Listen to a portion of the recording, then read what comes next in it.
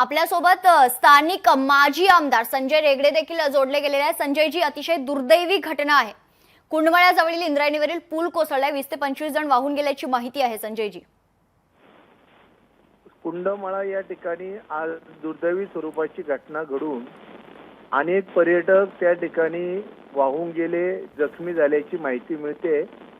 आम्ही देखील काही क्षणामध्ये त्या ठिकाणी पोहोचतोय आणि त्या ठिकाणी आमचे स्थानिक कार्यकर्त्यांनी मोठ्या प्रमाणात मदत करून प्रशासनाची टीम देखील तिथे पोहोचलेली आहे।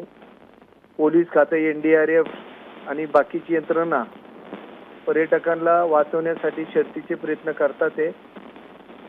अनेक पर्यटकांना हॉस्पिटलमध्ये उपचारासाठी देखील त्या ठिकाणी नेण्यात येत आहे।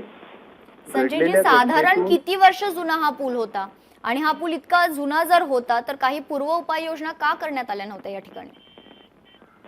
या पुलाच्या संदर्भात स्थानिक सर्व आम्ही अनेक निवेदन देऊन हा पूल निकृष्ट दर्जाचा आहे।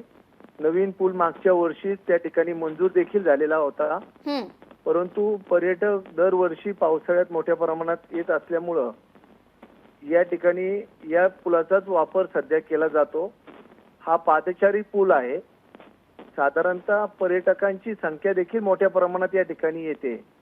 आज मावळ तालुक्यात 1 लाखापेक्षा जास्त पर्यटक या ठिकाणी पर्यटनाचा आनंद घेण्यासाठी येत असतात आणि या घटनेतून या ठिकाणी निकृष्ट दर्जाच्या पुलावर अनेक पर्यटक गेल्यामुळं त्या ठिकाणी ही आजची दुर्दैवी स्वरूपाची घटना घडलेली आहे। संजयजी, जसं आपण सांगितलं की हा पादचारी पूल होता, मात्र अनेक दुचाकी वाहनं या पुलावरून खरं तर ये जा करायची।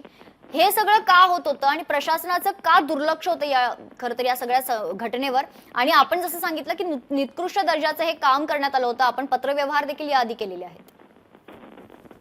एकंदरीत केंद्र सरकारच्या DRDO मध्ये एक बाजूची भिंतीची बाजू येते, दुसरी बाजू जी आहे ती इंदोरी ग्रामपंचायतीच्या हद्दीतला भाग येतो। बरं, त्यामुळं याला मंजुरी घेण्यासाठी देखील आम्हाला अनेक वेळा अडचणी येत होत्या की नवीन पूल झाला पाहिजे।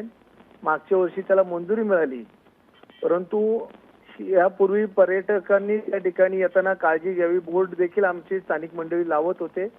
अनेक पर्यटकांना स्थानिक त्या ठिकाणची माहिती देखील असेल किंवा नसेल, परंतु आज घडलेली घटना ही दुर्दैवी स्वरूपाची आहे। प्रथमदर्शनी या सगळ्यांना मदत करणं, त्यांचे जीव वाचवणं याच्यासाठी प्रयत्न करणं खूप महत्त्वाचं आहे। सध्या NDRF ची टीम दाखल झालेली आहे, आणखीन काय अनुषंगाने बचाव कार्य सुरू आहे?